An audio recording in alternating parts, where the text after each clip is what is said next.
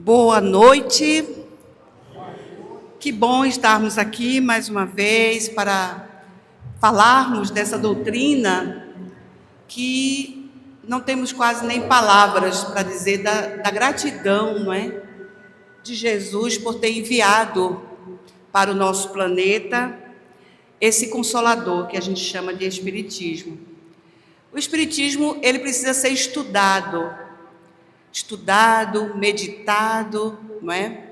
Sentido e vivido, porque também nós não podemos ficar só no campo do intelecto, não é?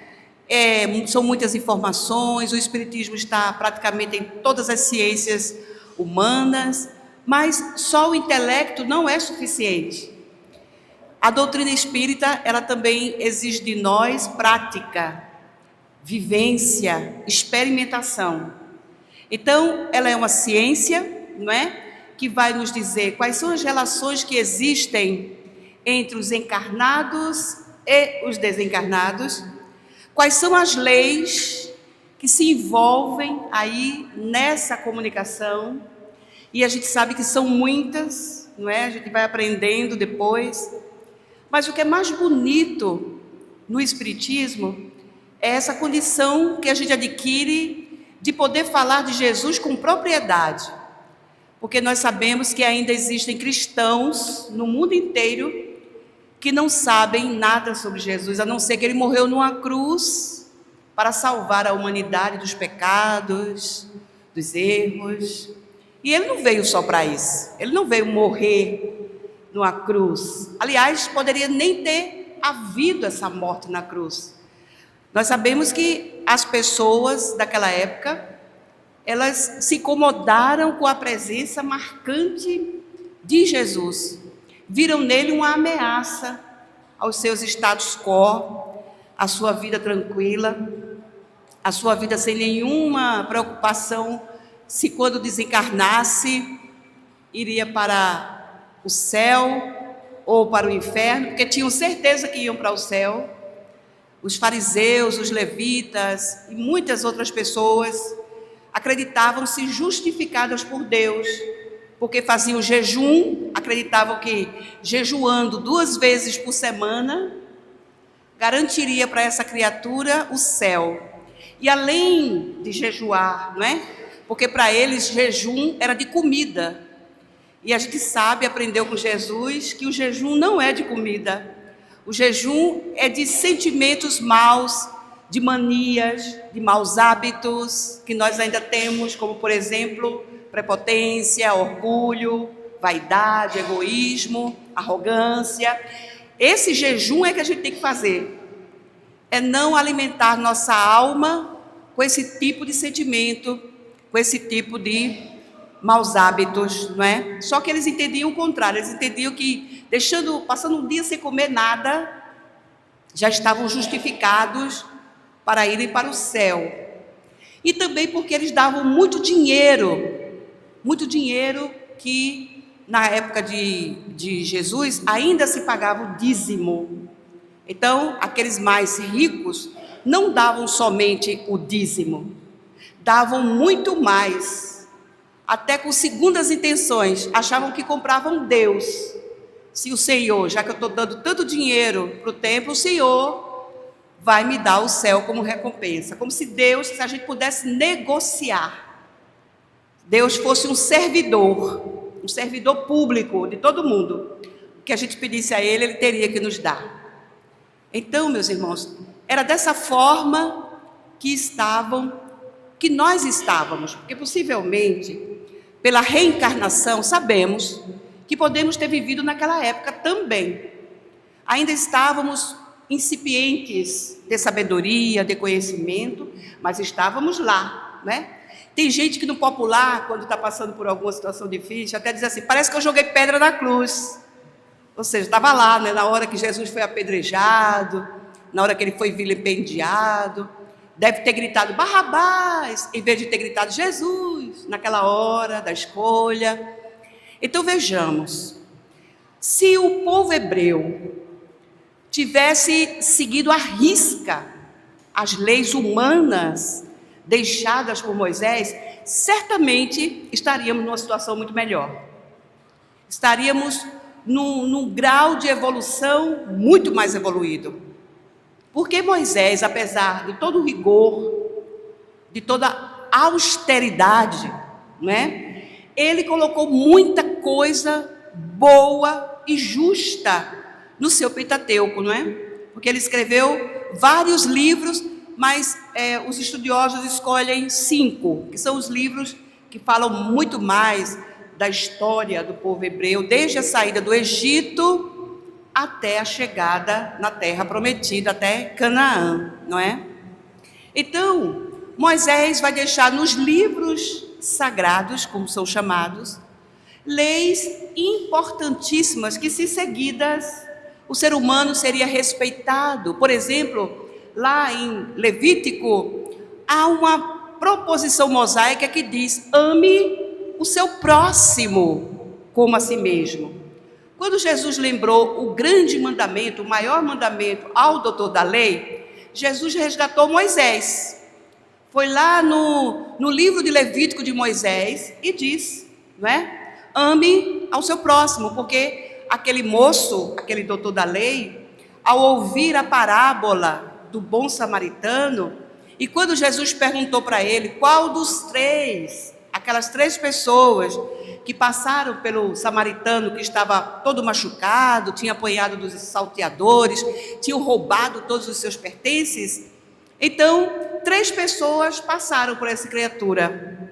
Passou um sacerdote que olhou, viu o rapaz lá todo machucado, mas foi embora. Depois um levita, que era aquela pessoa que era responsável por toda a ornamentação do templo, acender as velas, cuidar de tudo, passou, viu o rapaz ali no chão e foi embora. Porém, um samaritano que estava vindo de Jerusalém para Jericó, ao passar naquela estrada, que por sinal, os historiadores dizem que aquele local onde Jesus descreve na parábola, porque estamos falando de uma parábola, não é? Uma história que Jesus criou naquele momento para trazer conhecimento e reflexão para as pessoas que estavam ali naquele momento junto com ele. E aí, esse rapaz era samaritano. Quem estuda o Evangelho segundo o Espiritismo, lá no começo, Kardec fez questão de colocar nomenclaturas que eram desconhecidas para nós, para que a gente pudesse, ao ler a obra como um todo, sabermos quem é publicano, quem é levita, quem é fariseu, quem é isso, quem é aquilo. Kardec, como bom professor, assim facilitou a vida da gente. Então, para a gente ficar, em vez de a gente ficar pesquisando, ele já trouxe a informação. Então, quando Jesus relata que somente o samaritano se aproximou, porque os outros se aproximaram e foram embora, né? O samaritano se aproximou e ficou, porque teve muita piedade daquele cidadão que estava ali jogado, todo machucado. Cuidou de algumas feridas, mas se preocupou com a segurança daquela pessoa. Levou ela dali, tirou ela daquele lugar esquisito, porque os historiadores contam que aquele lugar era muito perigoso mesmo. Era um lugar cheio de curvas e, portanto, bons esconderijos que iam ali para os ladrões assaltarem as pessoas que passavam. Então, tirou ele dali, levou ele para uma hospedaria, ou seja, cuidou do futuro daquela pessoa, deu a ela a esperança de ela continuar vivendo. E ainda mais custeou, com do próprio bolso, tirou dinheiro, pagou para o estalajadeiro e pediu a ele que cuidasse daquele moço, que quando ele voltasse da viagem, ele faria questão de ir lá, visitaria o doente e também ressarciria algum dinheiro a mais que aquele moço tivesse gastado, porque ele já deixou uma certa quantia com o dono da estalagem para comprar remédios, para a alimentação daquele moço. Aí Jesus perguntou para ele: quem você acha que é o próximo daquele homem? O doutor da lei respondeu: aquele que teve benevolência para com ele. Jesus disse: dissestes bem. Então, ame o seu próximo como a você mesmo. Por que Jesus não botou o judeu nessa história? Por que ele não disse que a parábola era do bom judeu? Por que ele disse que era do bom samaritano? Porque os samaritanos eram detestados pelos judeus. Eram pessoas consideradas de má fé, de má vida, de má fama. Então, Jesus coloca, nesse sentido aí da parábola, que qualquer pessoa, indistintamente, ela pode fazer o bem a alguém. E tem mais, sem querer saber quem é a pessoa, porque às vezes a gente quer saber para quem eu vou dar o meu donativo. É para fulano, é para cicrano, é para uma pessoa que está gestante, é uma pessoa que está sem trabalho. Para quem eu vou direcionar? Não. Quando a gente quer fazer o bem, não importa a quem. Nós fazemos o bem por fazer e sem esperar recompensa. O desinteresse pessoal é a maior das caridades que nós podemos ter uns com os outros. Fazer as coisas para os outros sem pensar no retorno. O que aquela pessoa, quando eu precisar, ela vai ter que me atender, porque eu fiz um favor para ela lá atrás. Não desse jeito, né? Então vejam, se nós seguíssemos todas essas leis, porque lá no Deuteronômio também, Moisés colocou que nós devemos amar a Deus sobre todas as coisas. Aí Jesus juntou Deuteronômio, Levítico e criou um mandamento único, que ele chama de o maior. O maior mandamento é amar a Deus sobre todas as coisas e ao próximo como a nós mesmos. Esse é o maior e melhor mandamento. Agora, qual é a regra, qual é a ética mais favorável para que nós possamos seguir do ponto de vista não somente jurídico, mas também espiritual e moral? É não fazer a ninguém o que nós não queremos que nos façam. Então, quando a humanidade da Terra estiver imbuída no coração de Jesus, de entender o maior mandamento e a regra áurea para a sua conduta, para o seu comportamento cotidiano, estaremos muito bem, obrigados. Respeitaremos mais as pessoas, teremos mais cuidado com as pessoas, porque o samaritano era desrespeitado, ele sofria assédio moral o tempo inteiro. Então, Jesus quis dizer o seguinte, que mesmo dentre as pessoas que nós não simpatizamos, as pessoas que sequer gostamos, elas também são capazes de fazer o bem. Não é somente eu que sou, qualquer pessoa é capaz, não é? Então, meus irmãos, as leis, elas existem para regular, no caso das leis de Deus, não é? Porque aqui na lição a gente vai fazer um pouco de comparação com as leis divinas, com as leis humanas. Quem é que chegou primeiro? A lei divina ou a lei humana? Não é? A lei divina, é claro, porque Deus existe desde sempre. Então, a lei divina é aquela que não muda, ela é inexorável, ou seja, ela vai acontecer que a gente queira ou não. Então, a lei divina é a lei que rege o universo. Então, a Terra nesse momento está girando em torno dela mesma e em torno do Sol. Está fazendo uma viagem, não é? Com a velocidade da luz, de não sei quantos quilômetros. E ninguém está tonto, nenhum de nós está passando mal, porque a Terra está girando em torno dela mesma para definir um dia de 24 horas e girando em torno do Sol para definir um ano de 365 dias, que é o caso do nosso planeta, porque outros planetas podem ser outro número, outra forma. Mas o que nós podemos observar é que existem leis que são invisíveis aos nossos olhos e aos nossos sentidos, de uma maneira geral, que estão acontecendo nesse momento e que nós não estamos percebendo. De vez em quando alguém descobre uma dessas leis. Por exemplo, Isaac Newton estava, pelo que dizem, né, estava cochilando debaixo de uma árvore, de uma macieira, e caiu uma maçã na cabeça dele. E aí, aquela maçã acordou Newton para a seguinte ideia: a lei é de gravidade, ela puxa tudo para baixo. Então, há uma tendência nessa lei de puxar os corpos para o chão. A Terra, ela tem algum tipo de magneto que atrai para ela diversas coisas. Mas não foi Newton que inventou a lei da gravidade. Nem tampouco a terceira lei de Newton, que é de ação e reação. Outra, todo corpo em repouso tende a ficar em repouso. São leis divinas, descobertas pelo homem. Deus nos dá inteligência, livre-arbítrio, vontade, para que a gente possa descobrir as coisas. É por isso que a gente encarna. A ideia da encarnação não é digamos assim, um hobby de Deus. Não é uma brincadeira divina. É muito sério, né? A reencarnação é uma das maiores e mais perfeitas leis de Deus. Então, tudo que rege o universo é, portanto, lei divina. Agora, as leis humanas tentam imitar as leis divinas. A partir do momento, não é, que Moisés escreve todos os 10 mandamentos, ali está a maior lei dos judeus, né? Os 10 mandamentos, primeiro, amar a Deus, depois, não levantar falso testemunho, não adulterar, não matar, que é o 5º mandamento. Esse a gente grava porque é o mais falado, né? Então, o 5º mandamento da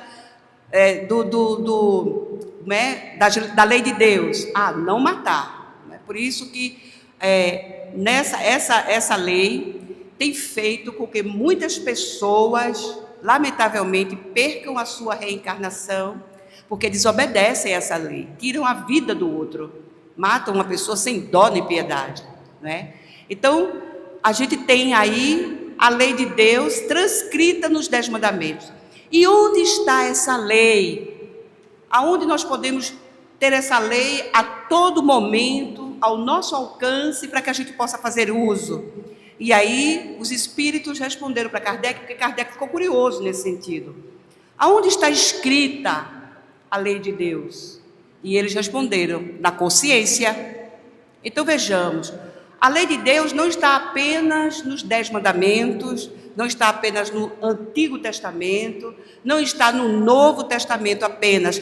Eu levo comigo, aonde eu for, qualquer lugar aonde eu estiver encarnada ou desencarnada, a lei de Deus está em mim, está na minha consciência, e consciência não se aposenta. A gente nunca vai conseguir aposentar a nossa consciência. Ela vai estar sempre em alerta ao nosso favor. Então, se a lei de Deus está comigo, está em mim, na minha consciência, é por isso que quando eu faço uma besteira, eu percebo. A lei me chama logo a atenção. Edna, você não devia ter dito aquilo que você disse. Ou então, você não devia ter feito aquilo que você fez. Mas como a gente geralmente quer fazer algum tipo de barganha, Senhor, eu estava nervosa, eu estava estressada, a gente fica sempre querendo barganhar com Deus, e aí a gente vai empurrando com a barriga os nossos erros de todas as encarnações que nós já passamos, porque essa não é a primeira encarnação e nem será a última, porque nós ainda precisamos de muito chão para trilhar, para chegarmos num patamar melhor. Seremos um dia todos espíritos perfeitos. Olha que beleza. Vamos cuidar de pessoas carentes, vamos ter como missão cuidar de outros irmãos nossos, porque a todo instante Deus cria novos espíritos. Quem foi que disse que Deus descansou no 7º dia? Não é? Nós sabemos que é uma metáfora, que ali Moisés colocava uma lenda, colocava um mito. Era o Antigo Testamento, ele tirando a parte do Êxodo, não é? Porque no Êxodo, no livro de Êxodo, ele vai falar sobre a saída do povo hebreu do Egito e a sua caminhada até a terra prometida. Porém, em Gênesis, ali sim é um livro de mitologia. A gente sabe que Adão e Eva são arquétipos representantes da criatura humana na terra, não é? Mas Caim e Abel são os protótipos ou os arquétipos da vítima e do algoz. Caim teve inveja de Abel, porque parece que Deus gostava mais de Abel do que dele. Com inveja do irmão, matou o irmão. Então, ali está, digamos assim, a iniciação da era dos homens maus, dos homens perversos. Se a pessoa mata o próprio irmão, imagine o nível de perversidade dessa pessoa. E a gente vai aprender também que a inveja é um dos mais antigos inimigos da criatura humana. Porque o invejoso não se conforma com o que ele tem. Ele sempre quer o que o outro tem também. Então, a inveja, ela é uma das piores, digamos assim, coisas que a gente pode alimentar na nossa alma durante as nossas encarnações.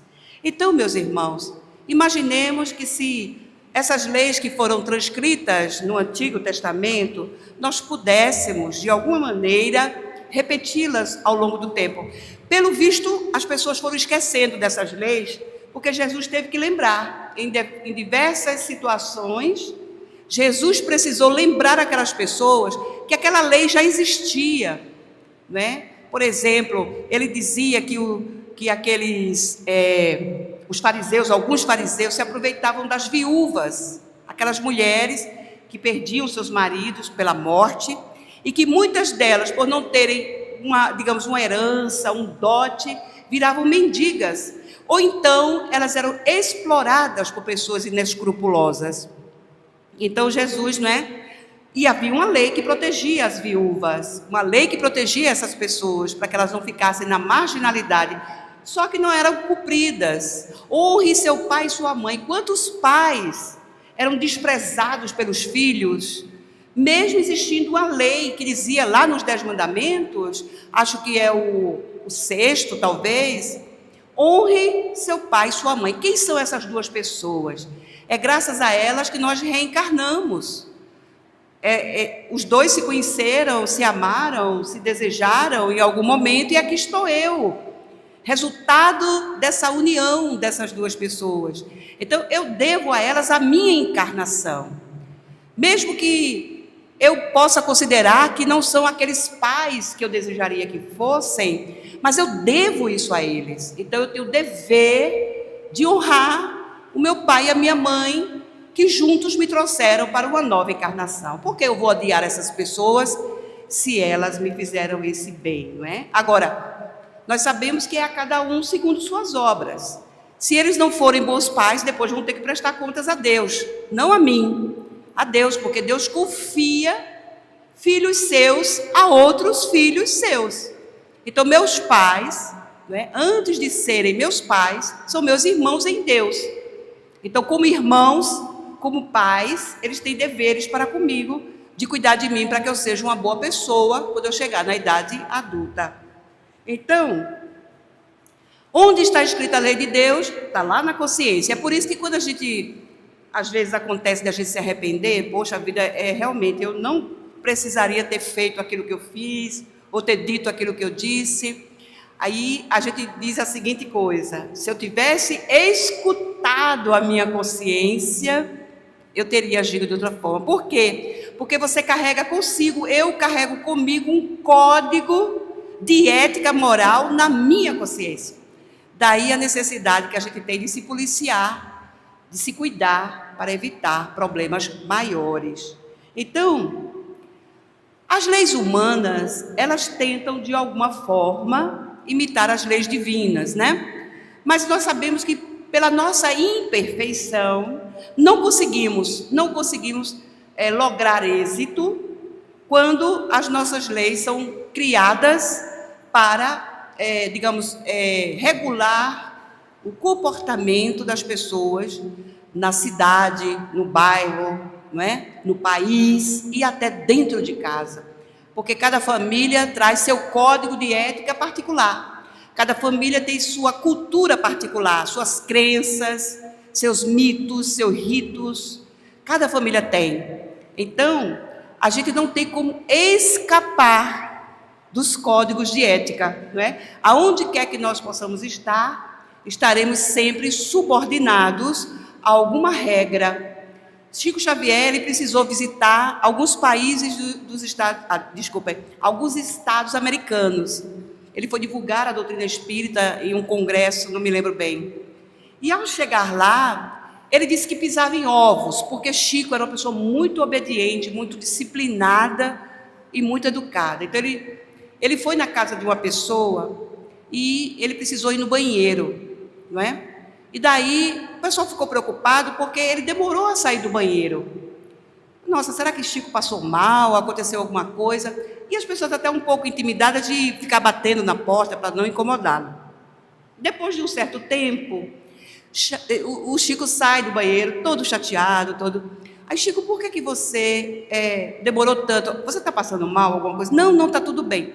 Aí foi que foram perceber depois que ele tomou um banho na banheira, porque a gente sabe que na Europa, nos Estados Unidos, as pessoas valorizam muito banheiro. Então, qualquer banheiro tem banheira, né? E daí, essa casa tinha banheira.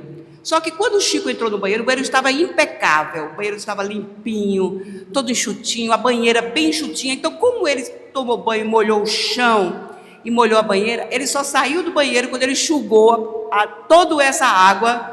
Então, a demora não era porque ele estava passando mal, a demora é porque ele queria deixar o banheiro do jeito que ele encontrou. Porque é assim, são coisas tão simples. Às vezes a gente vai usar um banheiro da casa de alguém, ou um banheiro público, tem pessoas que têm esse cuidado de deixar o banheiro tranquilo, para que a próxima pessoa que for usar tenha tranquilidade de usar, mas tem aquelas que não estão nem aí para isso. Então, quando a gente entra, o banheiro está daquele jeito, né? O sanitário, então, pessoas que dão para a gente uma ideia de que os pais não lhe orientaram bem na educação doméstica, né? Que a gente não deve, né, fazer nada que deixe alguém indignado, chateado conosco. Então, o Chico, ele viu tanta coisa diferente aqui no Brasil que ele escreveu uma obra chamada Entre Irmãos de Outras Terras. O que é que ele queria dizer com isso? Que a gente seguia aquele ditado popular que diz assim: em Roma, faça como os romanos, ou seja, haja de acordo com o que as pessoas fazem ali. Eu tinha uma colega minha do trabalho, ela foi à Terra Santa. O sonho dela era conhecer a Terra Santa e visitar todos aqueles lugares, aqueles sítios maravilhosos que tem lá e que relembram Jesus para a gente, né? Então, ela foi com uma amiga para a Terra Santa e, ao chegar lá, elas foram presas. Não presas, elas foram detidas.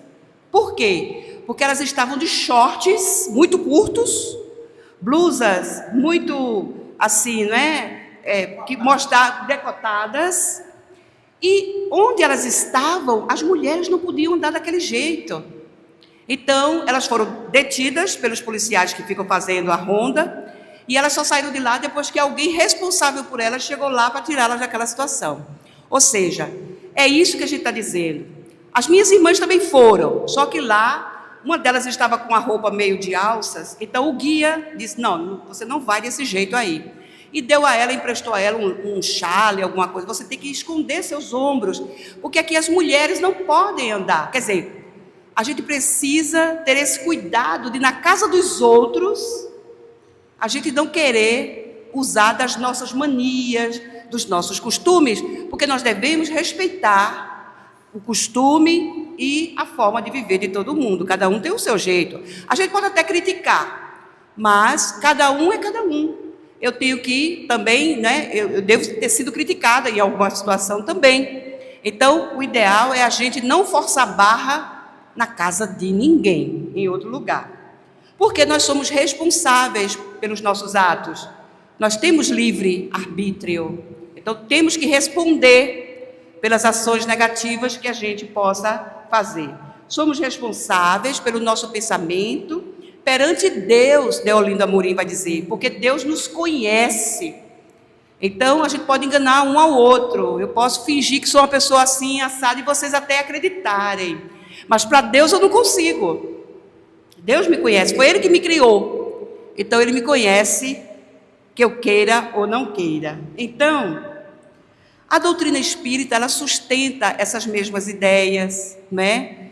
Por quê? Porque o quanto mais de justiça nós possamos colocar nas leis que a gente promulga aqui na Terra, aqui no Brasil, os americanos, os italianos, qualquer que seja o povo, nós precisamos ter respeito pelas leis deles, porque o Espiritismo nos pede respeito às leis e respeito às religiões. A gente observa que o maior número de guerras que já aconteceram na humanidade foram religiosas. Por quê? Pela intolerância. Há pessoas que não toleram os católicos, outras não toleram os espíritas, outras não toleram os evangélicos. Mas respeite. Você não exerce a sua religião tranquilamente? Então por que você não permite que os outros também exerçam a sua religião, não é? De alguma forma, como eles gostam, como eles querem fazer. Muitas pessoas não creem que o Espiritismo seja uma religião. Não, ela não é uma religião institucionalizada. O Espiritismo é uma religião natural, ou seja, é do espírito. Nós estamos aqui não para ser religiosos, nós estamos aqui para que a nossa religiosidade ela seja visível a olho nu por qualquer pessoa. Então, como é que eu exerço a minha religiosidade? Me aproximando de Deus, porque a palavra religião, ela tem o significado de aproximação. Religar é você se aproximar de algo maior do que você. Então, quando a gente se aproxima de Deus, estamos sendo religiosos também, mesmo que eu não siga nenhuma religião. Mesmo que eu seja uma pessoa agnóstica, não quero saber de religião. É diferente do ateu, não é? Porque o ateu não acredita na existência de Deus, ou se ele até admite que Deus existe, mas ele não acredita que Deus faça tudo aquilo que as pessoas dizem que faz, né? Deve ter sido uma pessoa que em outra encarnação foi politeísta, porque os politeístas, eles acreditam em muitos deuses. Eles acham até que um Deus só não tem capacidade para cuidar de tanta coisa. Por isso que existe Netuno no mar, que existem outros deuses, né? Por exemplo, como Júpiter no panteão romano, como Zeus no panteão grego. Eles acreditam que esse Deus, mesmo sendo o Deus maioral, ele não tem tanta capacidade para cuidar das outras coisas. Então tem o Deus disso, o Deus do mar, o Deus do ar, o Deus da terra, o Deus disso, o Deus daquilo, o Deus do fogo. Existe Deus para qualquer coisa. Então vejamos, são aquelas pessoas que não admitem que Deus é digamos assim, a perfeição absoluta. Nós somos e seremos perfeitos relativamente. Não teremos nunca o mesmo poder de Deus, senão ele não era Deus. Ele seria algo como eu. Ainda há os que acreditam em Deus como um ser humano, né? Ele tem barba, tem cabelo grande, branco, senta numa poltrona, tem um olho aqui na testa, manda em todo mundo. Há pessoas que dão a Deus atributos humanos. Por quê? Porque não tem como conhecer Deus realmente, né? Kardec faz até uma menção a Dante Alighieri numa das suas obras. Eu me esqueci agora qual é, se é Céu e Inferno ou se é na Gênese, onde ele diz que Dante, um dos maiores poetas italianos que escreveu a Divina Comédia, lá na Idade Média, né? Ele descreveu o inferno de uma forma tão fidedigna que as pessoas passaram, quem leu a obra de Dante, logicamente, passaram a acreditar que o inferno era daquele jeito. E que Judas, responsável pela traição de Jesus, não é? Estaria neste inferno junto com o demônio.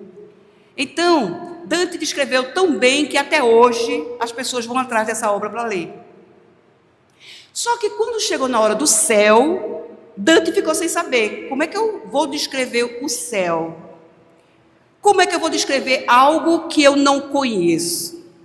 O céu era, digamos, mais utopia do que realidade. Enquanto que o inferno era uma realidade para as pessoas, o céu ficou sendo algo inatingível. Daí a dificuldade de Dante descrever o céu. O que ele fez? Chamou a mulher que ele amava, esqueci o nome dela agora, chamou a sua amada e pediu para ela descrever o céu. Por quê? Porque Dante se apaixonou por ela, porque ela era um modelo de candura, de bondade. Então ele achava que pessoas como a sua noiva eram as pessoas que morariam no céu. Daí ele ter pedido para ela descrever o céu, né? Só que ele morreu, né? Ele morreu antes, não deu para concluir a obra. Outras pessoas, que depois de muito tempo da morte dele, que resgataram todo esse material e escreveram o que hoje a gente conhece como a Divina Comédia. Então, como é que eu vou conseguir falar de uma coisa que eu não conheço ainda? É por isso que a gente morre de medo de morrer. Não é o medo da morte, propriamente dito. É como eu vou morrer, de que forma, como vai ser a minha desencarnação. Isso é o que leva preocupação e medo para as pessoas, né?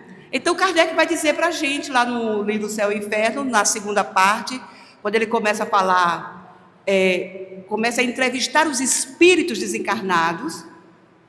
Antes de começar, Kardec vai falar sobre o passamento. O que é isso? É a nossa transposição do mundo físico para o mundo espiritual. Como é que ele acontece? Aí, quando a gente lê aquilo ali, a gente fica imaginando como vai ser esse momento, não é? Uma coisa é certa, Deus manda quem pode ajudar a gente nesse momento. Quantas pessoas morrem e nem percebem, não é? É a bondade de Deus em ação. Então, uma vez perguntaram a Chico, Chico, onde é que estão aqueles meninos do Mamonas Assassinas, que morreram naquele acidente de avião terrível, né? Os corpos ficaram destroçados. Então, imagine o que o espírito pode sentir numa situação como essa. Você sabe dizer como é que estão, onde é que eles estão, os Mamonas Assassinas, aqueles jovenzinhos? Aí Chico disse, eles estão dormindo, todos eles. A misericórdia de Deus é tão grande que eles nem perceberam quando aconteceu aquela pancada, aquele acidente tão grave. E outras, quem leu as cartas consoladoras de Chico Xavier, vai encontrar outros casos de pessoas que morreram nem perceberam. Tanto é que eles foram até Uberaba, não é? E muitos ditaram cartas a Chico. Mãe, não se preocupe comigo, eu estou bem aqui, eu fui bem recebido, tem gente tomando conta de mim. Mãe, não chore mais. Pai, vovó, ou seja, aquelas cartas. Foi um momento lindo da psicografia de Francisco Cândido Xavier, quando ele consolou tantas pessoas que não sabiam como se consolarem diante da morte, da separação abrupta dos seus entes queridos. Porque para muitos é como se, quando uma pessoa morre, nunca mais a gente vai poder ver aquela pessoa de novo. Vamos sim. Deus não seria bom, não seria justo, se Ele permitisse que jamais eu pudesse ver aquela pessoa. Imagine meus pais fossem pessoas que são pessoas mais evoluídas do que eu, eles morrendo iam para um lugar tão bom e eu que ainda sou uma filhinha meio rebelde, meio diferentona, meio isso, meio aquilo. Será que quando eu morrer eu vou para junto deles? Olha que medo, nunca mais ver meu pai, nunca mais ver minha mãe. Deus não permite uma coisa dessas, né? Nós vamos ver, nós vamos encontrar, nós vamos conviver sim com as pessoas que nós amamos, porque para nós espíritas, o céu e o inferno não são locais definitivos. Eu posso sair.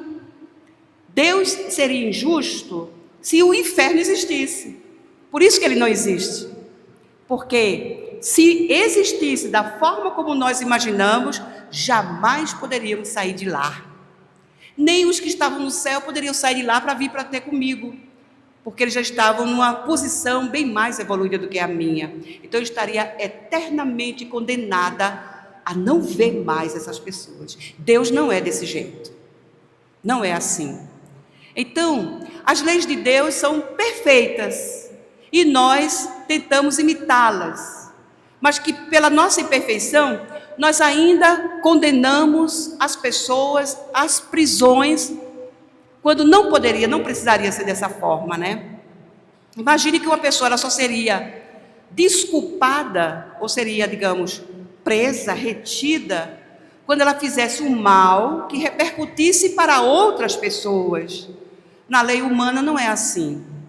Ou seja, se a pessoa comete um erro para si própria, que somente ela é a pessoa prejudicada, não haveria necessidade não é, de prender essa pessoa, porque o problema é dela para com ela mesma. Agora, uma pessoa faz alguma coisa que prejudicou a ela e prejudicou um monte de outras pessoas. Aí, muitas vezes, são absolvidas.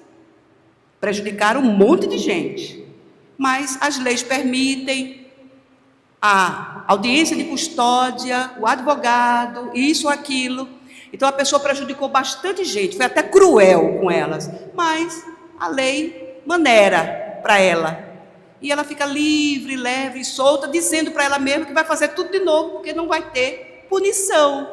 Então, a lei humana, por mais esforço que ela possa fazer, ela ainda não consegue imitar as leis divinas, né? Ainda há uma separação muito grande. Claro que o planeta, ele vai ser um dia um planeta feliz, e essas injustiças, elas vão terminar. Não vai ter mais cabimento, não é?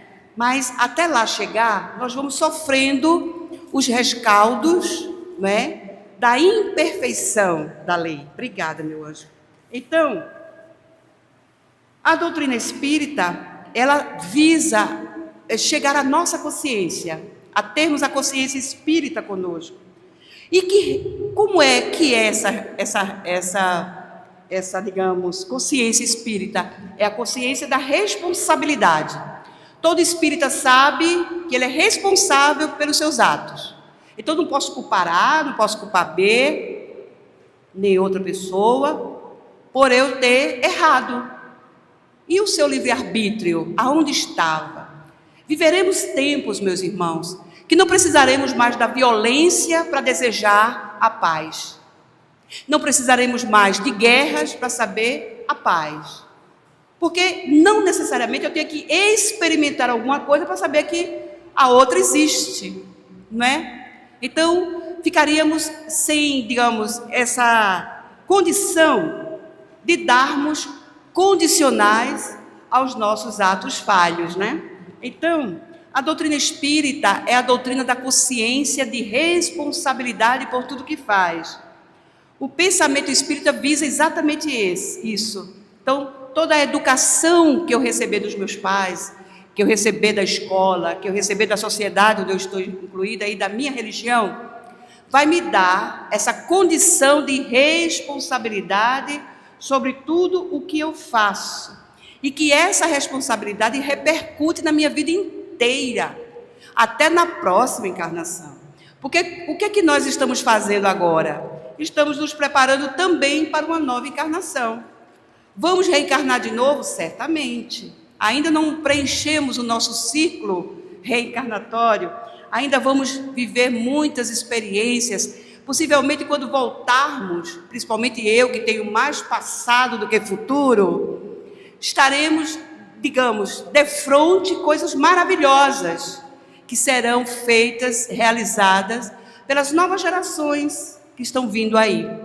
Espíritos que estão sendo enviados para colocarem tudo em ordem, porque na situação que nós estamos, não é?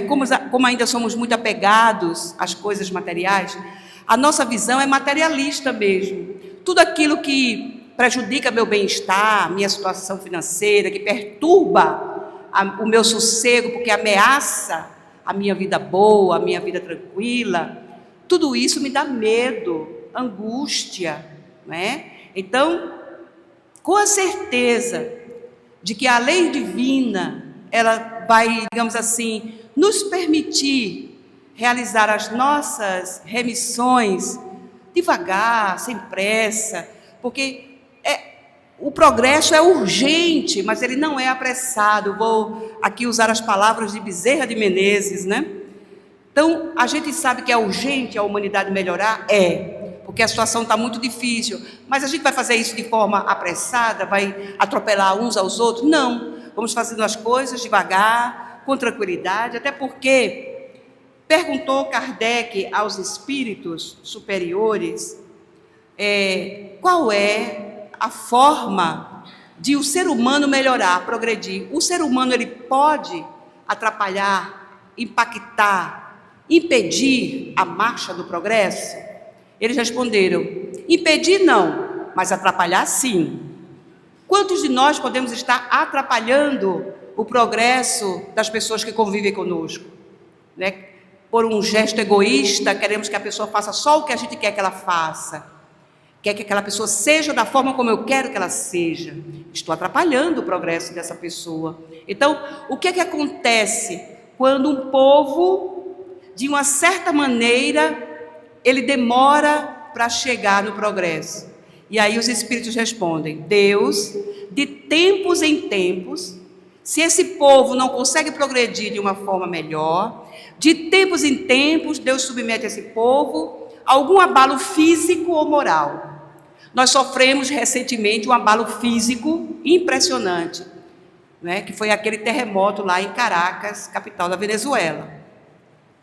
Já estão fazendo muitas campanhas para levar comida para aquelas pessoas que ficaram sem casa, né? Porque as casas caíram, ruíram. E uma moça dando a entrevista, ela dizendo, né, que o que mais deu pavor a ela naquele momento, daquele terremoto de magnitude acima de 7, eu acho, era o barulho que as placas tectônicas faziam quando batiam uma na outra, porque é isso que provoca o terremoto, não é? Elas ficam batendo nelas mesmas, e daí cria aquela opção do terremoto. Mas houve outro abalo físico, que ainda também repercute, que foi a Covid-19. E há outro abalo físico, que foi a febre amarela de 1918, eu acho, que até Eurípides Barçanufo, que é uma figura, não é, muito conhecida no movimento espírita, ele desencarnou por conta da febre amarela. Então, de tempos em tempos, Deus submete esse povo que não quer crescer, que não quer evoluir, a abalos, que podem ser físicos, no caso dos acidentes, dos problemas, né, do próprio planeta, mas também pode ser de ordem moral, que a gente não está sequer podendo entender isso aí. Então, poderemos estar passando exatamente por esses abalos, porque se a gente for olhar direitinho, quantas doenças foram identificadas a partir do século XIX, não é? Doenças de cunho psicológico. Nós sabemos que hoje não existe só guerra bacteriológica, guerra armada, guerra atômica, existe a guerra psicológica também. Pessoas brigando pela internet. 3 universidades italianas fizeram um levantamento das suas redes sociais e ficaram impressionadas com a quantidade de mensagens de ódio que são veiculadas nas redes sociais da faculdade. Muitas delas contra as mulheres, outras contra estrangeiros e outras contra judeus. Então a guerra psicológica também. E é a pior, é a mais corrosiva, é a mais ameaçadora. Alguém mandar vibrações, porque quando a gente fala, a gente emite vibrações, mandando vibrações negativas para outra pessoa. Imaginemos isso. Enquanto Jesus vai nos ensinar que orar pelos inimigos é a melhor saída para as nossas problemáticas. Então, é muita doença agora, meus irmãos, é muito transtorno. Sempre houve autismo, sempre houve doenças as mais diversas, mas ainda continuamos com esse, digamos assim, com esse comportamento, né, difícil, a ponto de fazer com que vivamos numa sociedade em convulsão. E como somos ainda bem materialistas, percebemos só que danos materiais essas coisas vão nos trazer. Então, o Livro dos Espíritos, né, ele trouxe na questão 685, dizendo que a educação é ela que vai resolver todas as problemáticas que nós estamos passando agora. Porque a partir da lei do trabalho, né, Kardec perguntou, se uma pessoa idosa, como é que ela vai poder subsistir diante de tanta carência, o corpo físico agora mais, digamos, sofrido? E aí os espíritos respondem que os mais fortes precisam apoiar, ajudar e amparar os mais fracos. E aí Kardec vai dissertando sobre essa questão e chega na educação. Não é a educação dos livros somente. É bom a gente ter a educação acadêmica, né? Estudarmos tudo que a gente possa estudar, porém, não somente a educação dos livros, mas a educação intelecto-moral, porque a educação, ela vai fazer com que as pessoas realmente respeitem-se umas às outras. Então, a educação é a chave. E outra coisa para a gente encerrar, que também é a chave do nosso progresso, para que a gente não seja tão tripudiado pelas leis humanas, que são ainda imperfeitas, é a questão do autoconhecimento. Quem se conhece não faz mais determinadas coisas. Evita. Eu não quero esse tipo de papo, porque eu me conheço, eu sei que eu tenho pavio curto, eu não levo desaforo para casa. Então, a pessoa já começa a se policiar para evitar uma confusão, um desentendimento, perder os amigos por causa de futebol, de política, disso ou daquilo, não é? Por causa de coisas pueris, muitas vezes uma amizade de longos anos acaba por conta de um mal-entendido de um momento. Então, meus irmãos, as leis divinas são aquelas leis que não sofrem alteração nunca. As leis humanas, sim, porque nós vamos aperfeiçoando, à medida que vamos melhorando, nós vamos também aperfeiçoando as nossas leis, e a partir de então, a sociedade passará a progredir tranquilamente, não é? Esse preconceito, todas essas questões já foram resolvidas pela reencarnação.